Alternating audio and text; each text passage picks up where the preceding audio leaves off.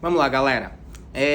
Quando a gente fala de multa de recusa, multa de álcool, todo mundo pensa que é impossível de anular, que é impossível de obter um resultado positivo, tá?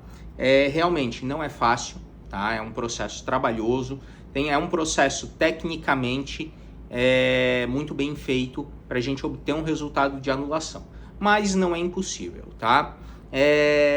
Existem algumas nulidades que levam à anulação desse processo. Tanto a multa de recusa, a multa de álcool, quanto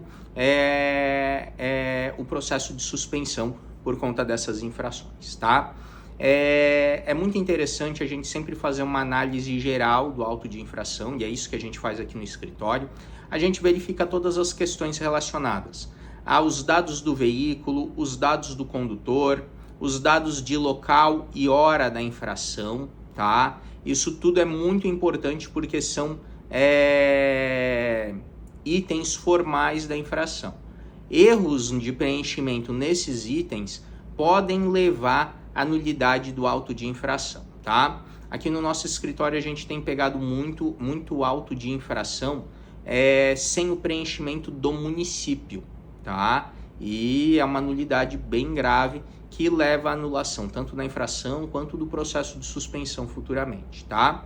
Essas nulidades, elas são mais gerais, elas se aplicam a todas as infrações, tá?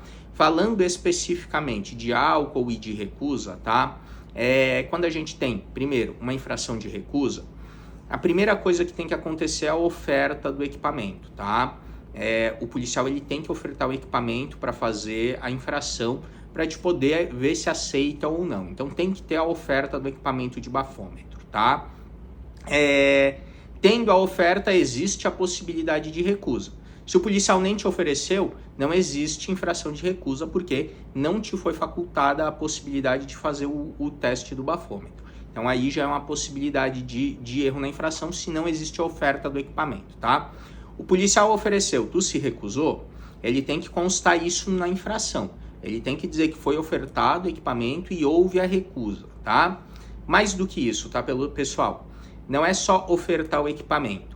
Ele tem que ofertar um equipamento que está disponível para fazer o teste, tá?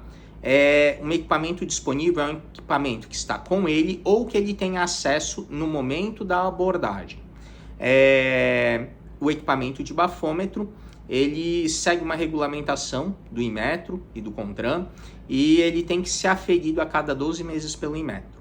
Se essa aferição está vencida, ele não pode nem te oferecer esse equipamento de bafômetro, tá? Por quê? Porque tu não é obrigado, o condutor não é obrigado a fazer o teste de um equipamento em um equipamento vencido. Um equipamento vencido pode sim fornecer um resultado equivocado, um falso positivo de consumo de álcool, tá? Então não pode oferecer equipamento vencido. E aí é por isso que também, além de colocar a informação de que o condutor se recusou, o policial tem que colocar a informação de marca, modelo e número do equipamento de bafômetro, tá?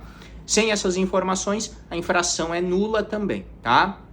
Além disso, pessoal, a infração de recusa, ela serve para punir, ela serve para pegar quem está somente sob suspeita de consumo de álcool, tá? O que é a suspeita de consumo de álcool? O policial ele não tem certeza se tu consumiu álcool ou não, tá? E aí a nossa resolução 985, ela estabelece que a suspeita, ela se caracteriza quando? Quando o condutor se recusa a fazer o teste e não apresenta nenhum sinal de consumo de embriaguez ou só apresenta um sinal de consumo de embriaguez. Isso é uma suspeita, tá? O policial tem que relatar a suspeita no auto de infração também, ou seja, ele tem que colocar se a pessoa não apresentava sinal ou se a pessoa apresentava somente um sinal, tá? Mas Roger, e se a pessoa apresenta 2 ou mais sinais de consumo de álcool? Galera, se apresenta 2 ou mais sinais de consumo de álcool, aí a infração que o policial tem que dar, não é ele pode, é que ele tem que dar, ele tem que fazer dessa forma, é de dirigir sob a influência de álcool, tá? Porque essa de álcool, quando a pessoa se recusa a fazer o bafômetro e a pessoa está em visível estado de embriaguez, já não é mais suspeita. Se a pessoa está caindo de bêbada, está falando arrastado, está fedendo a cachaça, é óbvio que o policial não vai dar uma recusa porque não é só suspeita. a pessoa está visivelmente embriagada. Nessa situação, a resolução diz que com 2 ou mais sinais de consumo de álcool, a multa que ele tem que dar é de dirigir sob a influência de álcool, tá? E isso tem que estar relatado na infração também, tá, pessoal? O policial tem que relatar que a pessoa apresentava 2 ou mais sinais de consumo de álcool, tem que fazer um documento que a gente chama de auto de constatação de sinais de embriaguez, que é a prova de que a pessoa estava embriagada. O policial vai fazer um relatório nesse documento, dizendo todos os sinais que a pessoa apresentava de forma detalhada, e ao final desse documento vai concluir que a pessoa estava embriagada e vai assinar ele e vai atestar que a pessoa estava embriagada, tá? Então tem que ter esse documento, o número desse documento tem que estar no auto de infração também para ele ter validade, tá? Pessoal, essas aí seria a forma correta de preencher o auto de infração de álcool, tá?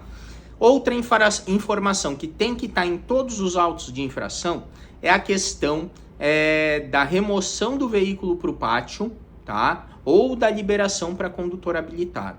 Essa informação tem que estar no auto de infração também. A resolução 985 traz essa obrigatoriedade lá na parte introdutória, a parte inicial da resolução, tá? Pessoal, se o veículo for removido para o pátio, o policial tem que colocar ali que o veículo foi removido para o pátio conveniado, para o pátio licitado.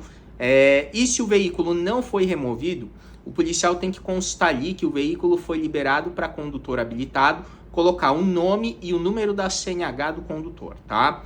Pessoal, muito importante também, nas infrações de recusa, nas infrações de bafômetro, é muito importante que o policial faça o bafômetro nessa pessoa que retirou o veículo, tá? Porque senão aí a gente pode ter um desvio de finalidade da infração. A infração de álcool ou de recusa serve para tirar uma pessoa que está embriagada, uma pessoa que está com suspeita de embriaguez do volante, não deixar ela dirigir para evitar um acidente.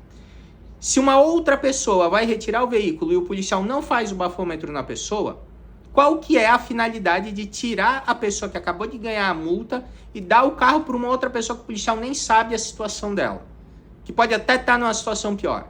A infração perde a finalidade de segurança dela no trânsito. Então, pessoal, isso também é motivo de nulidade, tá? Pessoal, essas daí foram só alguns exemplos de teses que a gente pode levantar, tá?